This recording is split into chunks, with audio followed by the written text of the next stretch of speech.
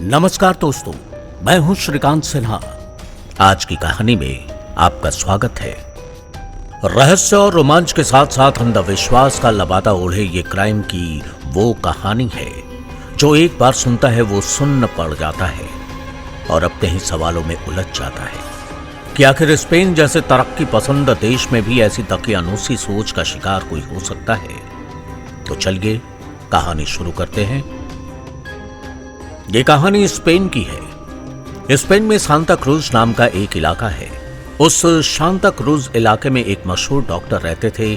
उनका नाम था वाल्टर ट्रैंकलर। डॉक्टर ट्रैंकलर के घर में एक नौकरानी काम करती थी। उस नौकरानी का नाम था सबाइन और उसकी उम्र लगभग 15 साल। 22 दिसंबर 1970 का दिन था। उस रोज अचानक डॉक्टर ट्रैंकलर के दरवाजे की घंटी बजी। डॉक्टर ट्रैंकलर खुद जाकर दरवाजा खोलते हैं। दरवाजे के बाहर दो लोग खड़े हुए थे। दोनों का हुलिया देखकर डॉक्टर ट्रैंकलर थोड़ा चौंकते हैं क्योंकि दोनों का शरीर कीचड़ से लिपटा हुआ था। वो कुछ समझ पाते उससे पहले ही सामने वाले ने कहा कि मेरा नाम हेराल्ड अलेक्जेंडर है और ये मेरा बेटा फ्रैंक है। मेरी बेटी आपके घर में काम करती है, हम उससे मिलने आए हैं। अब डॉक्टर ट्रैंकलर समझ जाते हैं कि ये दोनों सबाइन के बाप और भाई हैं।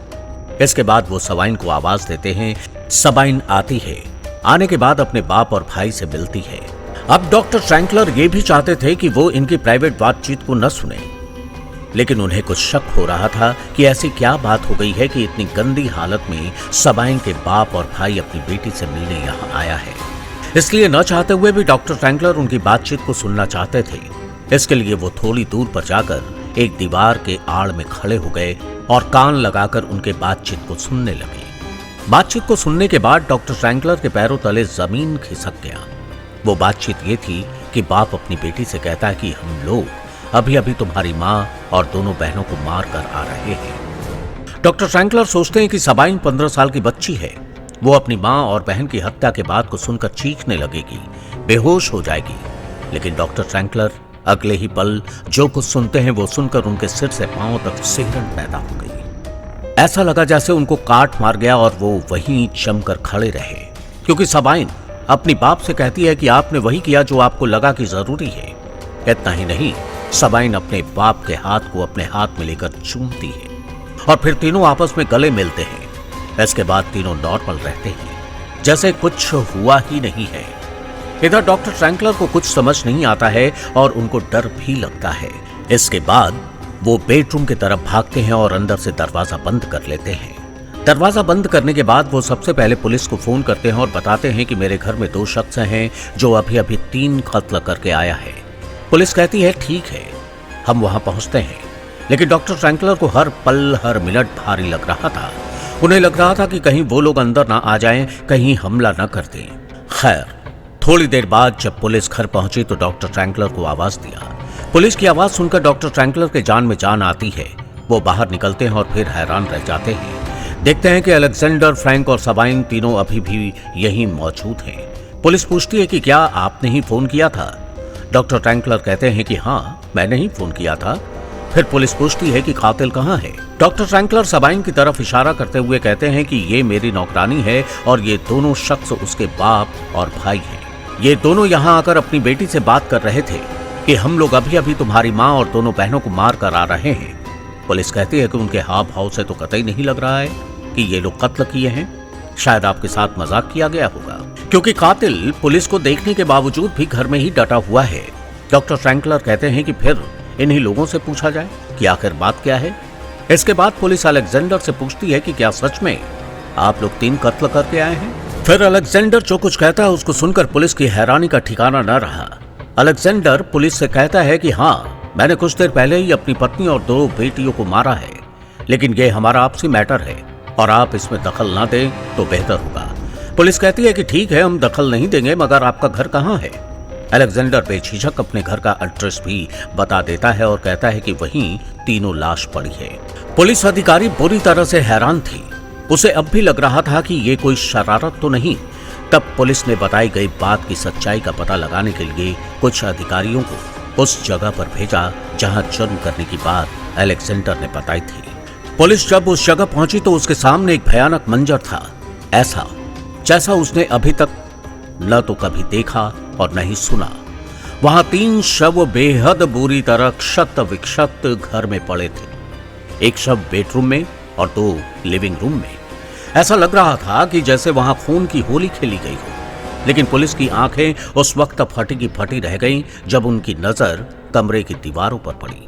वहां मरने वालों के अस्तन, दिल और गुप्तांग को शरीर से जुदा करके दीवारों पर कीलों से ठोक दिया गया था। पुलिस के अधिकारी सोच में पड़ गए कि ऐसी कौन सी बात हो गई जिससे कोई इंसान शैतान बन जाए और पागलपन की उस हद में पहुंचने के बाद ऐसी वहशी हरकत को अंजाम दे जिसे देखकर शायद शैतान भी शर्मा जाए। अब ये दिल दहलाने वाली मंजर को देखने के बाद पुलिस के अधिकारियों ने डॉक्टर फ्रैंकलर के घर पर मौजूद पुलिस वालों को जानकारी दी कि अलेक्जेंडर जो कुछ कह रहा है वो सच है। इसके बाद पुलिस अलेक्जेंडर और फ्रैंक को गिरफ्तार कर सबसे पहले अस्पताल ले जाती है। अस्पताल में दोनों का इलाज होता है। इलाज के बाद रिपोर्ट आती है कि दोनों का दिमागी हालत ठीक नहीं है। अब जब तक दिमागी हालात ठीक न हो जाए तब तक दोनों के ऊपर मुकदमा चल नहीं सकता, इसलिए दोनों को मेंटल हॉस्पिटल में ही इलाज के लिए छोड़ दिया जाता है। उधर सबाइन को एक कॉन्वेंट में भेज दिया जाता है। अब पुलिस इस पूरे कहानी के बैकग्राउंड को जांचने में जुट गई ताकि पूरा सच समझ में आ जाए। जांच में पता चला कि जर्मनी में साल 1800 के आसपास 100 लोगों का एक धार्मिक संगठन बना था। उस संगठन का नाम रखा गया था लोरबर्ग सोसाइटी। इस सोसाइटी की विचारधारा ये थी कि हमारे सोसाइटी में जो 100 लोग हैं बस इतना ही अच्छे लोग हैं और इसके अलावा इस दुनिया में जितने भी लोग हैं वो सब शैतान हैं और उनसे हमें बच के रहना है। हम ही 100 लोग हैं जो स्वर्ग के हकदार हैं। अलेक्जेंडर से पहले इस सोसाइटी का गॉड जॉर्ज नाम का एक शख्स हुआ करता था। बाद में जब जॉर्ज की मौत हो गई तब इस सोसाइटी का गॉड अलेक्जेंडर बन गया। अलेक्जेंडर के परिवार में उसकी पत्नी और 3 बेटी थी। कुछ वक्त के बाद अलेक्जेंडर का एक बेटा हुआ, उसका नाम रखा गया फ्रैंक। लेकिन जैसे ही फ्रैंक का जन्म हुआ उसके दूसरे ही दिन अलेक्जेंडर ने ऐलान किया कि अब हमारे सोसाइटी का एक नया गॉड मिल गया है और वो गॉड कोई और नहीं बल्कि मेरा बेटा फ्रैंक है। यही हमारे सोसाइटी को यहां से आगे ले जाएगा और आवर ऑफ किलिंग यानी मौत की तारीख, वक्त और जगह तय करेगा और उसके बाद हम सब स्वर्ग में होंगे। चूंकि अभी तक अलेक्जेंडर इस सोसाइटी का गॉड बना हुआ था तो बाकायदा उसके इस फरमान को सब लोगों ने मान लिया। इस सोसाइटी की सबसे खास बात यह थी कि गॉड जो भी कहेगा वो सबको मानना पड़ेगा, कोई मना नहीं कर सकता। लिहाजा उस सोसाइटी के लोगों ने फ्रैंक को गॉड की तरह मानने लगे। अब धीरे धीरे फ्रैंक बड़ा होने लगा और उसकी हर जायज और नाजायज मांग पूरी होने लगी। जब फ्रैंक 14 साल का हुआ तो उसको शारीरिक संबंध बनाने की चाहत हुई, लेकिन दिक्कत यह थी कि वो बाहर की दुनिया में जाकर किसी के साथ संबंध बना नहीं सकता, क्योंकि अपनी सोसाइटी से बाहर जाकर कहीं भी कोई संबंध कायम करता तो वो गलत होता और उसे ईश नंदा जैसा संगीन अपराध माना जाता। लिहाजा फ्रैंक ने अपने बाप से इस बारे में जिक्र किया। अलेक्जेंडर ने कहा कि ठीक है, घर में 4 महिलाएं हैं, एक तुम्हारी माँ और 3 बहनें, तो तुम इन्हीं के साथ संबंध बना लो।